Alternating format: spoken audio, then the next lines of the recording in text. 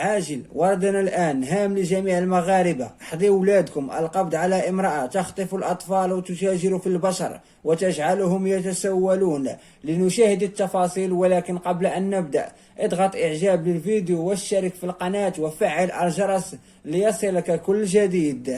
تمكنت عناصر المصلحة الولائية للشرطة القضائية بمدينة تطوان من توقيف 4 أشخاص من بينهم امرأة للاشتباه في تورطهم في التسول والاتجار بالبشر. ووفق المعطيات الأمنية فإن الأمر يتعلق ب3 قاصرين تتراوح أعمارهم بين 9 سنوات و14 سنة، ينحدرون من مدينة فاس. وصلوا إلى مدينة تطوان تزامنا مع موسم الاصطياف في البحر، مستغلين ذروة توافد الزوار والسياح إلى جانب مغاربة العالم إلى المغرب قصد احتراف وامتهان تسول بأرقة وشوارع مدينة الحمامة البيضاء تطوان. وتابعت المعطيات ذاتها فإن التحريات والأبحاث المنجزة على ضوء هذه القضية بيّنت أن المشتبه فيها الرئيسية كانت ترغم الأطفال الإخوة على ممارسة التسول وكسب تعاطف المارة في الطريقة قبل أن تستولي وتصادر كل ما يراكمونه من أموال وإكراميات.